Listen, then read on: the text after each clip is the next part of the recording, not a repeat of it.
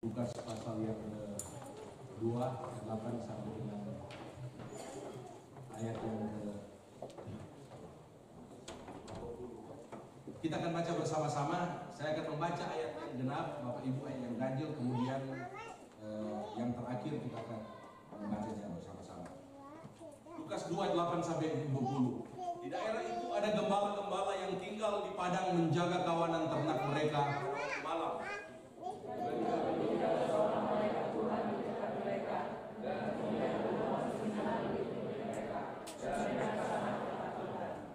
Lalu kata malaikat itu kepada mereka, "Jangan takut, sebab sesungguhnya aku memberitakan kepadamu kesukaan besar untuk seluruh bangsa. Hari ini salah satu bagimu juru selamat, yaitu Kristus Tuhan di padang laut. Dan inilah tandanya bagimu, kamu akan menjumpai seorang bayi dibungkus dengan lampin dan terbaring di dalam palungan." Dan tiba-tiba tampaklah bersama-sama dengan malaikat yang itu sejumlah besar para tentara yang menjatuhkan anak-anaknya. Kemuliaan bagi Allah di tempat yang maha tinggi dan damai sejahtera di bumi di antara manusia yang berkenan kepadanya.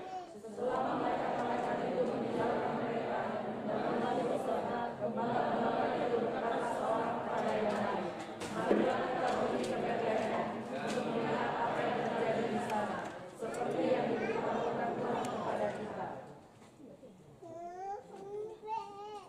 Lalu mereka cepat-cepat berangkat dan mereka menjumpai Maria dan Yusuf dan bayi itu yang sedang berbaring di dalam palungan.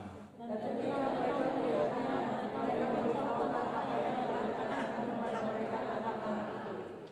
Dan semua orang yang mendengarnya heran tentang apa yang dikatakan gembala-gembala itu kepada mereka.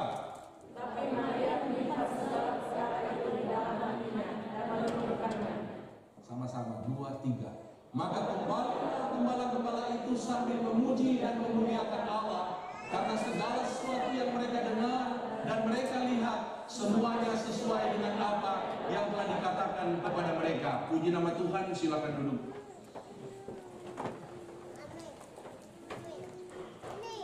Tema pada hari Natal ini adalah hadiah Natal yang sempurna.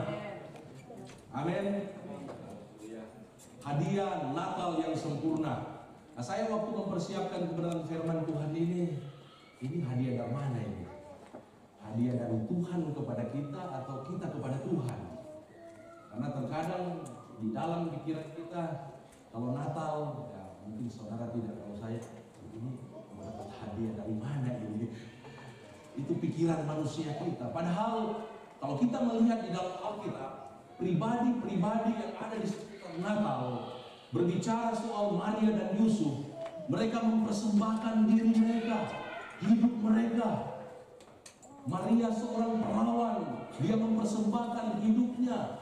Yusuf juga, bahkan mereka diancam akan mengalami penganiayaan atau mengalami penghukuman. Karena pada waktu itu beredar kabar mereka hamil di luar nikah. Kemudian kalau kita melihat pribadi daripada orang-orang Majus, mereka datang dari negeri yang jauh, mereka membawa persembahan emas, kemenyan dan mur. Kemudian kita melihat juga gembala-gembala di dalam bacaan kita pada pagi hari ini, di mana gembala-gembala ini mereka mempersembahkan, membawa kepada Tuhan hidup mereka, yaitu kabar yang dari malaikat yang kita tahu dalam firman Tuhan ini meneguhkan firman yang diterima oleh Maria, meneguhkan ketaatan mereka dalam memenuhi panggilan Tuhan dalam kehidupan ini. Jadi sebenarnya berbicara soal Natal itu berbicara apa yang akan kita persembahkan kepada Tuhan sebagai hadiah Natal yang sempurna untuk Tuhan Yesus Kristus. Bagaimana caranya kita dapat mempersembahkan hadiah Natal yang sempurna untuk Tuhan? Itu akan kita pelajari dari ayat yang ke-8 sampai dengan ayat yang ke-12. Saya mencatat yang pertama, agar supaya kita bisa mempersembahkan hadiah Natal yang sempurna untuk Tuhan. Dalam Lukas pasal yang kedua, ayat yang ke-19, ayat yang ke-9 dikatakan, tiba-tiba berdirilah seorang malaikat Tuhan di dekat mereka, dan kemuliaan Tuhan bersinar meliputi mereka, dan mereka sangat ketakutan. Lalu kata malaikat itu kepada mereka Sebab sesungguhnya aku memberitakan kepadamu kesukaan besar untuk seluruh bangsa. Yang pertama, kita harus memiliki keberanian yang dari Roh Kudus. Kita bisa mempersembahkan sesuatu yang terbaik untuk Tuhan, yang sempurna, yang besar, yang dahsyat. Kalau kita tidak punya keberanian, kalau kita takut, maka kita tidak mungkin memberikan bukan hanya yang besar, bahkan yang terkecil sekalipun. Adakah di antara saudara oleh karena kekhawatiran, ketakutan bisa menambah sehasta dalam jalan hidup ini? Berbicara soal tidak ada yang bisa kita lakukan, tidak ada yang bisa kita kerjakan, bahkan kita berikan untuk Tuhan. Kalau kita masih dikuasai dengan kekhawatiran, kecemasan dan ketakutan, kita harus memiliki keberanian yang dari Roh Kudus. Itu firman Allah.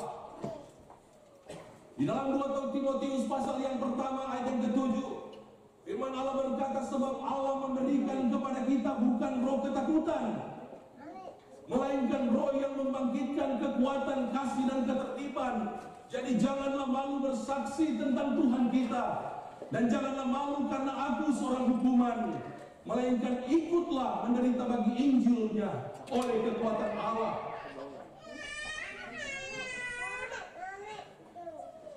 Kalau kita melihat gambar-gambar ini menceritakan tentang jemaat-jemaat mula-mula, bagaimana mereka menerima baptisan Roh Kudus. Kemudian oleh karena mereka menerima baptisan Roh Kudus, maka mereka dengan berani memberitakan Injil pada hari Pentakosta. Kemudian dalam pasal yang keempat, ketika mereka dalam keadaan ketakutan, tetapi ketika mereka berdoa, goyanglah tempat di mana mereka berdoa di dalam Kisah Rasul pasal yang keempat. Kemudian mereka dengan berani memberitakan Injil, memberitakan firman. Dan akibat pencurahan Roh Kudus yang terjadi pada Kisah Rasul pasal yang kedua, menghasilkan yang namanya penginjil-penginjil yang luar biasa yang bernama Paulus dan Silas. Mereka diurapi oleh Roh Kudus setelah percaya kepada Yesus, dan mereka dipakai oleh Tuhan untuk memberitakan Injil, memberitakan kabar baik. Jadi intinya, Allah memberikan kepada kita bukan roh ketakutan, tetapi Allah memberikan kepada kita roh yang membangkitkan kekuatan, roh yang membangkitkan kasih, untuk kita berani menyatakan kasih, melakukan kasih dalam kehidupan ini. Firman Allah juga berkata, sebab kamu tidak menerima roh perbudakan yang membuat kamu takut lagi, tetapi kamu telah menerima roh yang menjadikan kamu anak Allah. Saya dan saudara tidak menerima roh perbudakan yang membuat kita takut lagi. Anak-anak Tuhan, anak-anak Allah tidak akan diperbudak lagi oleh ketakutan. Takut melakukan ini, takut mempersembahkan ini, takut untuk menyatakan ini, takut untuk membuat sesuatu yang kita tahu sesuai dengan firman Allah, dan diliputi oleh ketakutan sehingga kita tidak melakukannya. Firman Allah berkata, jika seorang tahu berbuat baik tapi dia tidak melakukannya, maka dia berdosa. Seberapa banyak, seberapa sering kita dalam hidup ini tahu yang baik untuk dilakukan, tetapi karena dikuasai oleh roh perbudakan, oleh roh dosa, akhirnya kita tidak bisa melakukan atau menambahkan dalam tanda petik sehasta dalam jalan hidup kita. Justru sebaliknya, hidup bertentangan dengan firman Allah. Rasa takut yang negatif itu bukan berasal dari Allah, melainkan akibat dari dosa dan tidak sempurnanya kasih kita. Jadi ada dua hal yang menyebabkan orang-orang masih dalam keadaan takut dan dikuasai oleh roh perbudakan. Yang pertama, dosa. Itu di dalam kitab Kejadian pasal yang ketiga, ayat yang ke-8 sampai dengan ayat yang ke-10. Firman Allah berkata, ketika Adam dan Hawa mendengar bunyi langkah Tuhan Allah yang berjalan-jalan dalam taman itu, pada waktu hari sejuk, bersembunyilah manusia dan istrinya terhadap Allah di antara pohon-pohonan dalam taman. Tetapi Tuhan Allah memanggil manusia itu dan berfirman kepadanya, di manakah engkau? Ia menjawab, ketika aku mendengar bahwa engkau ada dalam taman ini, aku menjadi takut karena aku telanjang, sebab itu aku bersembunyi. Jadi dosa Adam dan Hawa yang membuat persekutuan mereka dengan Tuhan terputus. Yang tadinya mereka bercakap-cakap dengan Allah, yang tadinya mereka mungkin bersenda gurau dengan Allah, tetapi ketika Hawa memakan buah kehidupan dan memberikan memberikannya kepada Adam dan akhirnya mereka berdua memakannya. Mereka tidak taat, mereka jatuh dalam dosa, mereka kehilangan kasih Allah dalam hati mereka. Sehingga mereka akhirnya menjadi takut, mereka menjadi malu. Dan firman Allah berkata,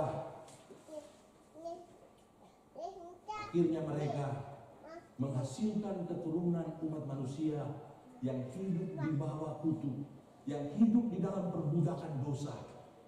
Saya dan saudara, sebelum kita menerima Yesus sebagai juru selamat secara pribadi, kita adalah keturunan Adam secara fisik, secara biologis. Tetapi setelah Yesus Kristus, Adam yang terakhir mati di atas kayu salib, dia menanggung dosa-dosa umat manusia, maka kita adalah keturunan Adam yang terakhir, yaitu Yesus Kristus.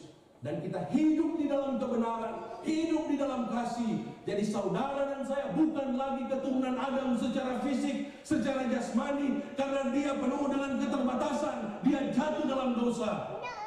Tetapi sekarang kita semua adalah keturunan Yesus Kristus, anak-anak Abraham melalui iman kepada Yesus. Sehingga kita tidak akan lagi dikuasai oleh rasa takut. Firman Allah berkata di dalam 1 Yohanes 4 ayat ke-18, di dalam kasih tidak ada ketakutan. Kasih yang sempurna melenyapkan ketakutan. Sebab ketakutan mengandung hukuman, dan barang siapa takut, ia tidak sempurna di dalam kasih. Jadi kita mengalami ketakutan dalam hidup ini kalau ada sesuatu yang tidak sempurna dalam kasih ini. Yang harusnya kita lakukan, berikan untuk Tuhan, tetapi kita tidak lakukan. Dan firman Allah berkata dalam Roma pasal yang ke-5, dan pengharapan tidak mengecewakan, karena kasih Allah telah dicurahkan di dalam hati kita oleh Roh Kudus yang telah dikaruniakan kepada kita. Kasih Allah itu telah dicurahkan melalui pengorbanan anak yang tunggal, Tuhan Yesus Kristus, yang telah mati di atas kayu salib. Ayat yang ke-8 dikatakan, akan tetapi Allah telah menunjukkan kasih-Nya kepada kita oleh karena Kristus telah mati untuk kita ketika kita masih berdosa, ketika kita masih hidup di dalam dosa, hidup tanpa kasih. 2000 tahun yang lalu, Mesias yang kita rayakan kelahirannya, dia sudah naik di atas kayu salib, dia mati di atas kayu salib, supaya barang siapa yang percaya kepadanya tidak akan binasa, melainkan beroleh kehidupan yang kekal. Dan ketika kita percaya dan menjadikan Yesus sebagai juru selamat secara pribadi, firman Allah berkata, Roh Kudus sudah mencurahkan kasih Yesus itu dalam hati saudara. Dan kasih yang dicurahkan oleh Roh Kudus itu yang membuat saudara bisa berdiri pada hari ini. Kita ada sebagaimana kita ada, kita bergerak, kita hidup, kita melakukan segala sesuatu yang berkenan kepada Allah. Kita melakukan segala sesuatu yang memuliakan Bapa, yang membuat orang-orang yang melihatnya memuliakan Bapa di surga, yang membuat ada banyak orang bersuka cita oleh karena kehidupan saudara, oleh karena karya saudara, oleh karena perbuatan-perbuatan saudara yang ajaib, sekalipun tidak didengar, tidak diekspos, tetapi ada banyak orang yang memuliakan Bapa di surga oleh karena kehidupan saudara. Itu bukan karena kuat dan gagah saudara, itu bukan hasil daripada keturunan Adam, tetapi itu karena karya Yesus, karena kasih Allah itu telah ditaruh dalam hati kita, dicurahkan oleh Roh Kudus dalam hati kita. Amin. Haleluya. Akibat dosa Adam dan Hawa, maka seluruh umat manusia menjadi pemalu dan menjadi penakut. Demikian juga dengan para gembala, mereka juga masih dikuasai oleh rasa takut. Untuk itu mereka perlu diingatkan oleh malaikat di surga, dari surga. Demikian juga dengan kita yang hadir pada saat ini. Firman Tuhan mengingatkan kita agar supaya jangan takut, karena Yesus telah mengalahkan iblis yang menyebabkan manusia jatuh dalam dosa dan akhirnya dikuasai oleh rasa takut dan malu. Tetapi hendaklah jangan takut, tapi marilah kita berkata kepada setiap masalah, bahkan kepada setiap perintah Tuhan, sekalipun itu mustahil dan sukar untuk dilakukan. Seperti Daud berkata dalam Mazmur pasal yang ke-27 ayat yang ke-6, maka sekarang tegaklah kepalaku, mengatasi musuh sekeliling aku. Amin. Kita bisa berkata terhadap setiap pergumulan, terhadap kemustahilan, bahkan kepada perintah-perintah yang mustahil kita lakukan dengan keadaan kita saat ini. Kita bisa berkata, sama seperti Daud berkata kepada Goliat dalam 1 Samuel 17 ayat yang ke-45. Engkau mendatangi aku dengan pedang dan tombak dan lembing, tetapi aku mendatangi engkau dengan nama Tuhan semesta alam, Allah segala barisan Israel yang kau tantang itu. Dalam kecemasan, dalam ketakutan, oleh ancaman-ancaman yang terjadi pada saat-saat ini, marilah kita jangan takut. Tegakkan kepala kita, pandang Tuhan kita yang luar biasa, dan kita dengan iman, biar selalu menjadi doa dan keyakinan kita, iman kita akan berkata, sekalipun aku berjalan dalam lembah kekelaman, aku tidak takut bahaya, sebab engkau besertaku, gadangmu dan tongkatmu, itulah yang menghibur aku. Amin. Haleluya. Firman Allah itu ya dan amin. Firman Allah itu harus kita imani, harus kita terima dengan iman, dan kita percaya bahwa itu sungguh-sungguh akan terjadi dalam kehidupan kita. Amin. Haleluya. Tadi malam saya dapat konfirmasi, ada yang menceritakan, Pak, itu khotbah Gembala itu luar biasa, menumpangkan tangan. Puji Tuhan, kami lakukan itu, kami tumpangkan tangan, dan akhirnya itu menjadi milik kami, rumah kami. Mari kita beri kemuliaan buat Tuhan. Haleluya. Karena apa? Dengan iman kita percaya, maka kita akan menerimanya. Jikalau kita memiliki iman sebesar biji sesawi, tumpangkan tangan atas masalahmu, tumpangkan tangan atas pergumulanmu, kebutuhanmu. Jangan tanya bagaimana caranya, Allah akan melakukannya. Percaya saja, maka habis perkara. Amin. Tuhan hanya ingin melihat iman di dalam hati kita, tetapi bukan iman yang ragu-ragu, bukan iman yang bimbang, bukan iman yang kurang percaya, iman yang sungguh-sungguh mempercayai Dia. Seperti anak kita mempercayai kita, bahwa kita tidak akan membiarkan dia, meninggalkan dia tadi malam di sini. Sekalipun dia tidak berdoa kepada kita, dia tidak meminta kepada kita, dia tidak berlutut kepada kita meminta sesuatu, tapi Bapa yang baik akan menyediakan keperluannya, akan memberikan apa yang dia butuhkan.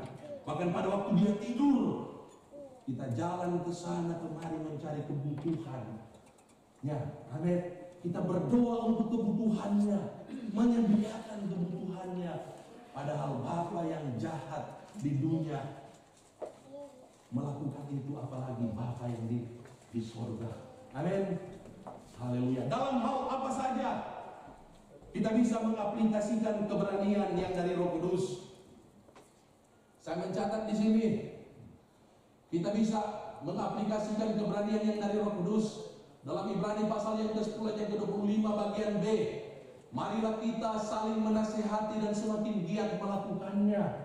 Kita bisa melakukan karunia menasihati, mengingatkan anggota keluarga kita, mengingatkan orang-orang yang kita mentori, ingatkan nasihati mereka untuk mereka setia beribadah, untuk mereka setia memberikan persembahan persepuluhan, untuk setia juga menolong, untuk setia juga dalam melakukan hal-hal yang lain. Kemudian yang kedua, saling menolong, keberanian diperlukan untuk menolong. Kemudian yang ketiga, kita memerlukan keberanian untuk hidup kudus. Hidup kudus memerlukan keberanian. Orang-orang yang jatuh dalam dosa, yang jatuh di dalam kecemaran, yang tersesat dalam jalan hidup ini, karena dia tidak berani mengatakan ya, tidak berani mengatakan tidak. Dia berada di area abu-abu, artinya dia kompromi dengan dosa, dia kompromi dengan imannya. Akhirnya dia harus dijebloskan ke dalam penjara. Akhirnya dia tidak mendapatkan apa-apa. Kita harus memilih ya, tidak. Kita memerlukan keberanian untuk hidup kudus, untuk hidup benar. Kalau ada yang datang kepada saudara menawarkan untuk sekongkol dalam berbuat jahat, katakan tidak dan layani dia supaya kembali ke jalan yang benar. Kalau ada yang mengajak saudara untuk menjatuhkan hamba Tuhan atau menjelekkan hamba Tuhan, katakan firman Allah berkata, jangan mengusik orang yang diurapi Tuhan. Hormatilah mereka seperti engkau menghormati Tuhan. Tolak sekalipun orang itu mungkin tidak akan memberikan sesuatu kepadamu. Orang itu akan mengucilkan kamu. Kita memerlukan keberanian. Keberanian juga untuk memberikan waktu membaca Alkitab setiap hari. Keberanian juga untuk bangun jam 4 pagi untuk berdoa bersekutu dengan Tuhan. Semua yang kita lakukan, kita bisa lakukan itu dengan penuh sukacita kalau kita mengaplikasikan keberanian yang dari Roh Kudus, yaitu kasih yang mendorong, kasih yang menggerakkan kita. Kemudian yang terakhir, kita bisa juga bersaksi dan memberitakan Injil. Firman Allah tadi malam mengingatkan kepada kita amanat agung Tuhan Yesus. Mustahil kita lakukan di tengah-tengah daerah kita ini. Tetapi saudara, jangan hanya ingin menjadi seperti Petrus, langsung berkhotbah kepada 3.000 orang. Tapi saudara bisa seperti mungkin salah satu jemaat kita bersaksi kepada orang yang bekerja di rumahnya. Dan akhirnya mereka datang beribadah minggu yang lalu. Kita bisa bersaksi kepada orang tua kita. Kita bersaksi kepada anak-anak atau keluarga. Dan bisa kita keluar ke tetangga-tetangga, memberitakan Injil. Jangan, waduh, harus 3.000 orang, harus 100 orang, 200 orang. Seperti anak tangga, kita tidak bisa capai anak tangga ke 100 kalau kita tidak melalui dari 1 sampai 99. Artinya apa? Setia dalam perkara kecil, berani bersaksi, berani menginjil dulu kepada orang-orang yang bisa kita jangkau. Dan saya percaya ketika itu dengan tekun kita lakukan, maka itu akan membuahkan hasil di dalam kehidupan semua kita yang ada di tempat ini. Amin. Akan tetapi semua yang kita lakukan ini harus didasarkan oleh kasih dan untuk membangun dan menyelamatkan sesama kita.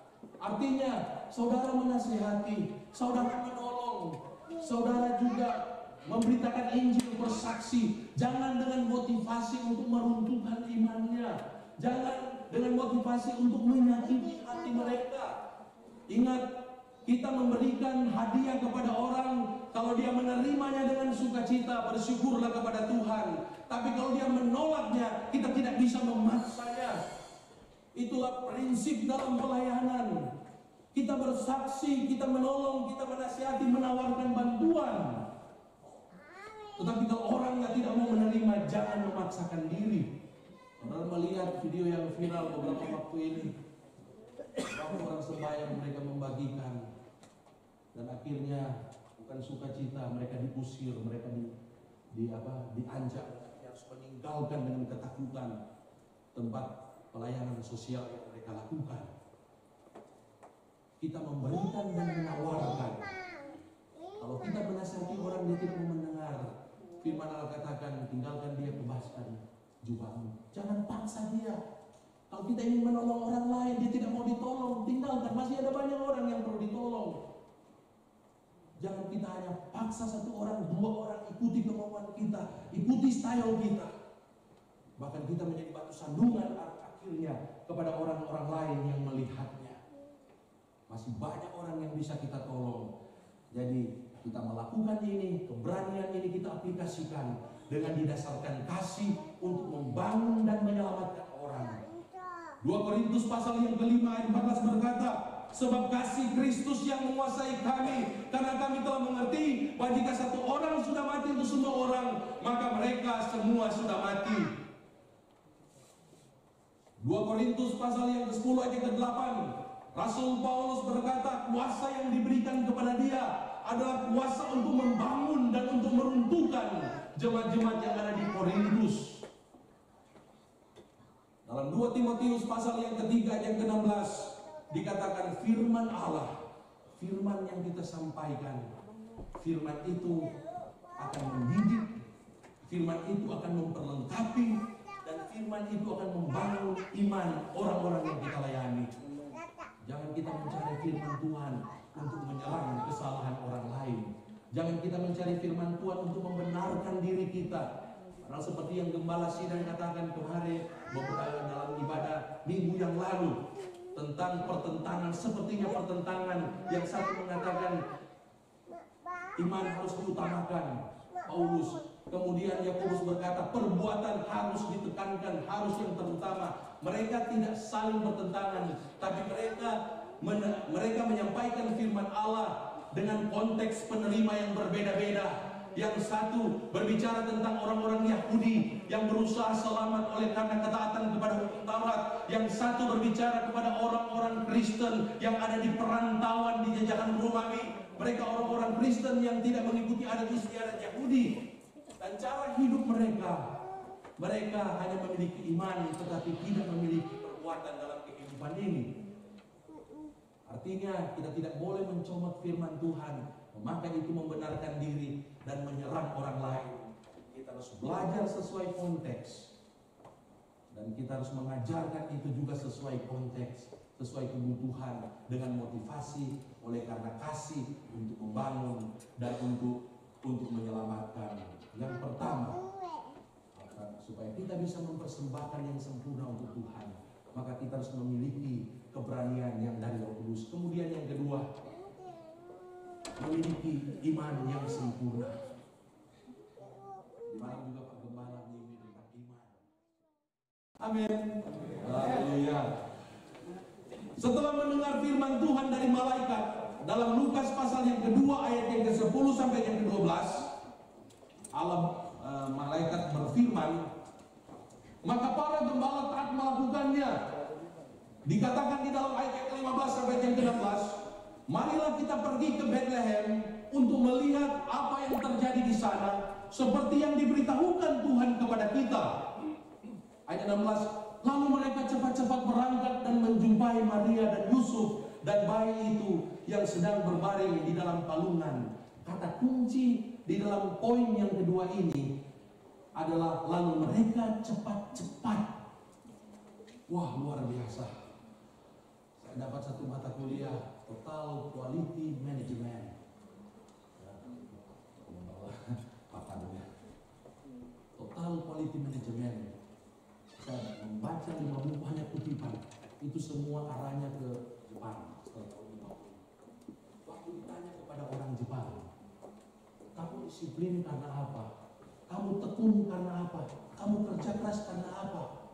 Yang luar biasanya bukan seperti jawaban para karyawan di Eropa dan Amerika. Gaji besar, fasilitas besar, kantornya mewah, peluang yang di tempat di mana bekerja itu luar biasa. Tapi mereka berkata, dari dalam hati kami, tanpa apapun di luar kami, saya harus tekun, saya harus disiplin, saya harus berikan yang terbaik. Padahal mereka tidak mengenal yang namanya kasih Kristus. Sebagian besar hanya segelintir orang. Terlebih lagi kita orang-orang yang percaya, kita harus memiliki satu total quality pelayanan yang luar biasa, di mana kita bukan hanya rela memberikan waktu, memberikan harta kita, bahkan kita rela memberikan juga yang terbaik, bahkan nyawa kita juga kita bisa berikan untuk Tuhan. Itulah kualitas pelayanan Yesus yang membuat dia dikagumi, disembah. Hanya melayani 3,5 tahun, tapi dia rela memberikan yang terbaik untuk Tuhan. Dan Tuhan inginkan agar kita memiliki iman yang seperti ini. Seperti para gembala, tidak dicatat nama-nama mereka, tapi yang dicatat di sini, mereka dengar firman Allah dan mereka tinggalkan tentu kambing domba, diikat dulu, ditaruh di kandang yang aman, kemudian mereka cepat-cepat mereka pergi. Dan mereka dikatakan sampai di Bethlehem dan mereka memberitakan firman Allah. Artinya mereka beriman. Iman yang sempurna bukan hanya beriman, setan pun beriman kepada Allah. Ya, masih ingat tadi malam ya? Iman yang sempurna bukan hanya beriman dan stop di situ, tetapi harus bertindak di dalam kehidupan ini. Sama seperti gembala-gembala, mereka dikatakan mendengarkan firman dan mereka bertindak, pergi ke Bethlehem dan mereka melihat apa yang terjadi sesuai dengan firmankan, dan mereka menceritakan segala sesuatu kepada Maria dan Yusuf. Yakobus pasal yang kedua 17 berkata, demikian juga halnya dengan iman. Jika iman itu tidak disertai perbuatan, maka iman itu pada hakikatnya adalah mati. Ayat yang ke-26 berkata, sebab seperti tubuh tanpa roh adalah mati, pertobatan adalah mati. Salah satu contoh itu terjadi dalam pelayanan murid-murid dalam Matius pasal yang ke-17 ayat 14 sampai yang ke-20. Mereka tidak bisa mengusir setan. Ada seorang anak yang kerasukan setan. Firman Tuhan berkata, karena mereka kurang percaya, karena mereka meragukan kuasa Tuhan dalam kehidupan mereka. Dan saya coba merenungkan ayat ini. Mungkin ini sudah menjadi gaya mereka, ya kan?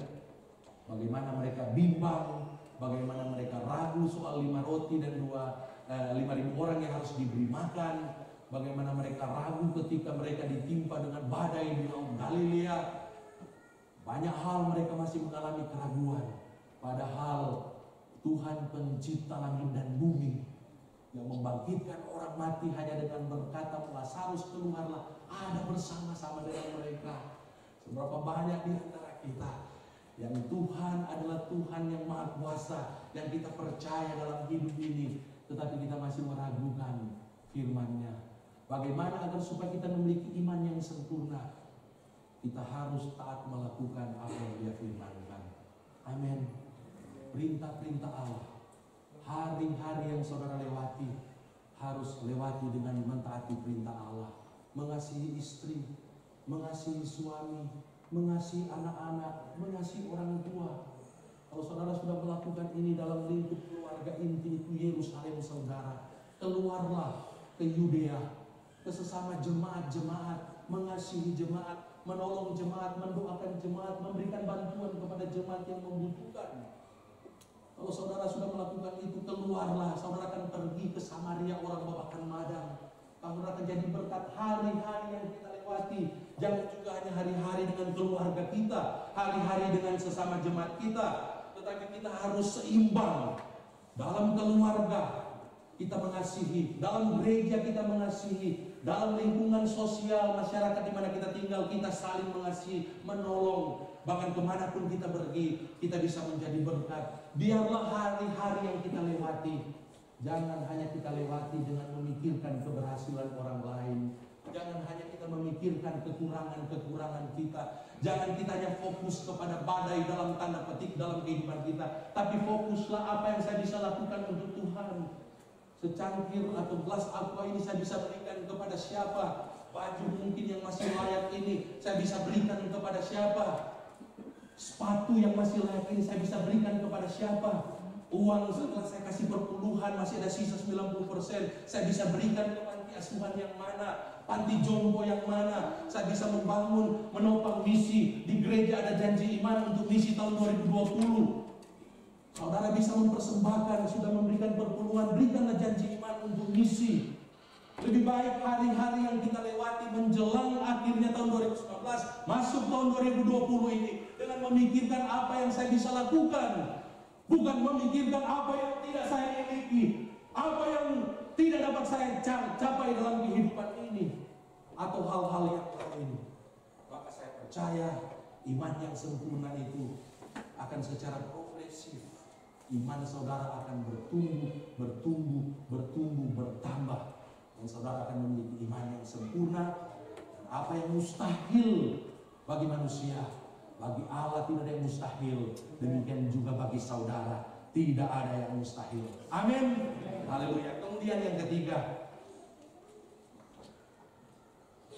kita harus memiliki hati yang penuh dengan sukacita, yang senantiasa memuliakan Allah. Dalam Lukas pasal yang ke-22 ayat yang ke-20, maka kembalilah gembala-gembala itu sambil memuji dan memuliakan Allah, karena segala sesuatu yang mereka dengar dan mereka lihat semuanya sesuai dengan apa yang telah dikatakan kepada mereka.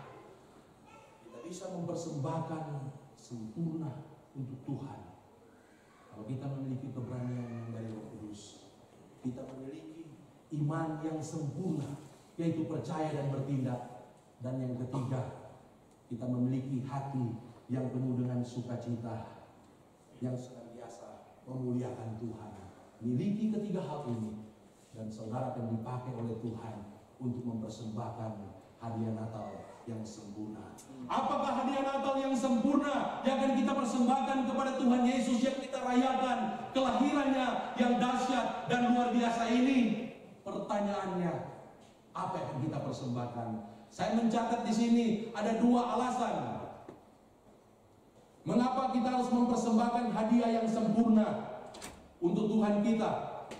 Yang pertama, karena bayi Yesus yang lahir ini adalah pribadi yang dahsyat dan besar. Bila kita lihat dari proses kelahirannya, itu alasan yang pertama. Alasan yang kedua mengapa kita harus mempersembahkan yang sempurna.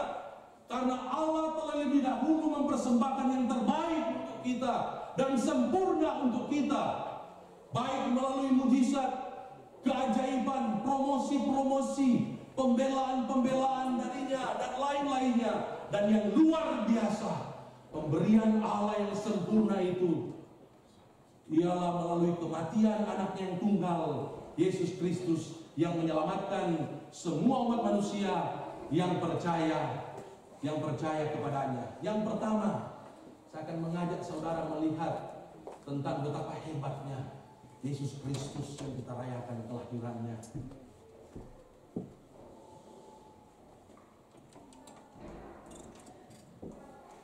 Kelahirannya bukan melalui debu tanah. Kalau Adam dan Hawa lahir melalui debu tanah, oke? Ya, semua setuju. Kemudian kelahirannya bukan dari tulang rusuk. Hawa lahir dari tulang rusuk. Kemudian kelahirannya bukan karena hubungan biologis antara Maria dan Yusuf, melainkan melalui Roh Kudus yang meminjam rahim dari Maria. Saya dengarkan penjelasan dosen saya, dan saya diingatkan betapa hebatnya Tuhan kita. Dia tidak melalui 3 proses kelahiran manusia, tapi dia melalui proses kelahiran versi sorga, yaitu Roh Kudus sendiri yang memilih siapa anak darah, suci kudus, rendah hati, dan dia meminjam rahimnya selama 9 bulan 10 hari, dan akhirnya dia lahir. Kemudian kehebatan daripada kelahiran Yesus yang kedua, dikatakan kelahirannya telah dinubuatkan 700 tahun sebelum Masehi atau sebelum dia dilahirkan dalam Mika pasal yang kelima ayat yang pertama.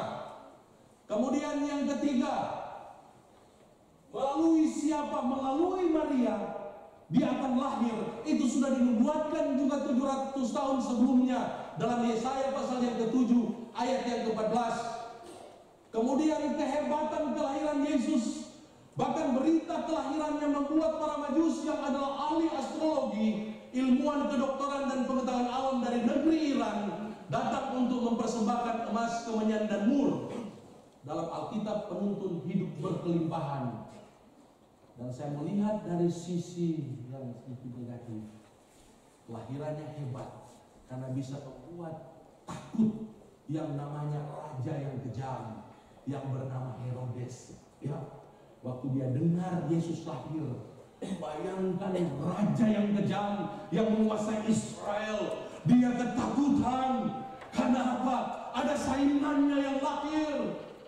Bayangkan Yesus hanya seorang bayi tapi sudah membuat dunia gempar, sudah membuat dunia ketakutan, sampai orang datang dari Iran mempersembahkan emas, kemenyan dan mur. Mengapa kita pada Natal ini yang biasa-biasa saja? Mengapa tahun-tahun yang kita lewati kita tidak memberikan yang terbaik untuk Tuhan seperti orang-orang Majus? Karena kita terbiasa hanya dengan mendengarkan firman. Tapi kalau firman itu menguasai hati dan kehidupan saudara, masa akan kita kalah dengan orang-orang dari Iran, kalah dengan gembala-gembala sederhana. Jadi kita mempersembahkan yang terbaik dengan latar belakang yang pertama. Karena Tuhan kita itu lahirnya saja sudah tanda petik abnormal, sudah supranatural, sesuatu yang berbeda. Betapa kita harus bersyukur dan kita menghormati dia yang lahir. Kemudian alasan yang kedua, karena Allah begitu baik. Ada 1260 janji-janji Allah di dalam Alkitab. Dia memberikan kepada kita kesembuhan dari penyakit. Yesaya 53:4, Yeremia 30:17. Kemudian dia memberikan juga kepada kita hadiah kelimpahan berkat materi Ulangan pasal yang ke-6, saudara bisa membaca di rumahnya. Pekerjaan saudara diberkati, bisnis saudara diberkati. Kamu bukan ekor tapi kepala, dipromosikan oleh Tuhan. Akan tetapi semua ini bukanlah hadiah yang terbaik dari Allah kepada kita. Berkat-berkat materi itu bukan yang terutama yang Allah sediakan buat kita. Itu merupakan berkat bonus yang mengikuti iman kita kepada Tuhan.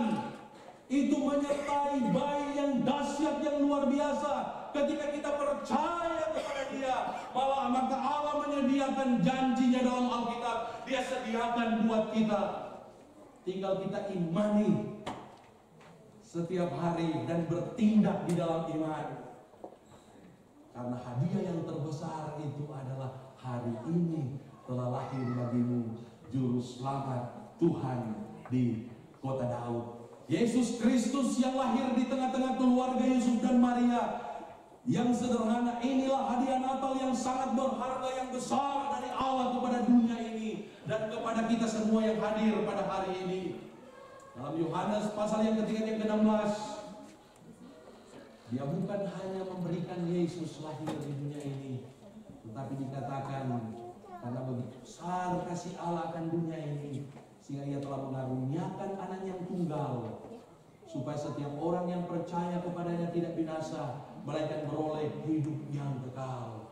Anak satu-satunya, Oion monogones, anak yang unik, yang tunggal, yang tidak ada duanya, Allah berikan untuk kita. Dan Dia adalah Allah itu sendiri yang datang ke dunia ini. Dia memberikan dirinya untuk kita. Betapa bangga, bahagia, dan berharganya saya dan saudara di mata Allah. Dia sendiri mau berkorban untuk kita. Apa yang perlu kita ragukan lagi di masa-masa Natal ini? Hanya karena tidak punya baju baru, hanya karena tidak punya cookies mentega, kata orang Manado, sepatu yang baru. Kalau ada itu bonus dari Tuhan. Jangan iri melihat ke kiri dan ke kanan, tetapi lihatlah Juru Selamat. Dia mau lahir untuk saudara. Amin. Bersyukurlah karena itu hadiah, itu berkat Tuhan yang paling besar. Itu sudah cukup. Adam dan Hawa, sebelum mereka jatuh dalam dosa, mereka telanjang pun mereka bersyukur. Itu gambarannya kita percaya kepada Tuhan. Kalau kita percaya kepada Tuhan, tidak hidup dalam dosa, sekalipun kita tidak memiliki apa-apa, kita sama seperti Adam dan Hawa, bisa bergaul dengan Allah, bisa makan segala yang disediakan. Amin. Tetapi ketika Adam dan Hawa jatuh dalam dosa, mereka hilang kemuliaan Allah. Sekalipun mereka memiliki segala sesuatu, mereka tidak boleh sentuh. Itu gambaran seorang yang percaya, yang tidak mau menjadikan Yesus sebagai Juru Selamat secara pribadi. Saudara akan malu merasa telanjang. Saudara akan malu seperti anak yang sulung, memiliki berkat yang melimpah, tapi tidak bisa menikmati berkat-berkat yang dari Tuhan. Jangan ada di antara kita akan memiliki kondisi yang seperti ini. Punya Yesus berarti kita sudah punya seluruh dunia, bahkan alam semesta ini. Amin. Miliki Yesus, kita sudah memiliki segala yang dicari oleh dunia ini. Itu pesan firman Tuhan. Dan saya percaya ketika kita melakukan ini, memiliki ini, maka kita bisa mempersembahkan yang terbaik untuk Tuhan. Kita dapat mempersembahkan hidup kita seperti Maria dan Yusuf. Kita dapat mempersembahkan harta kita seperti orang-orang kudus. Tiga, kita bisa menjadi saksi Kristus dengan memberitakan Injil kepada orang-orang yang belum percaya, pada keluarga-keluarga kita, teman-teman kita, sama seperti yang dilakukan oleh gembala-gembala 2000 tahun yang lalu di Padang Efrata. Tuhan Yesus kiranya memberkati kita semua. Bapa, hamba bersyukur karena firman Allah sudah disampaikan. Hamba berdoa, Tuhan tolong agar supaya kami mencontohi gembala-gembala. Mereka beriman, percaya, dan mereka bertindak, sehingga mereka mengalami hal yang luar biasa di dalam kehidupan ini. Nama Tuhan dipermuliakan melalui kehidupan mereka. Tolong kami, Roh Kudus, sanggupkan kami untuk kami menjadi pelaku-pelaku firman Allah dalam nama Yesus.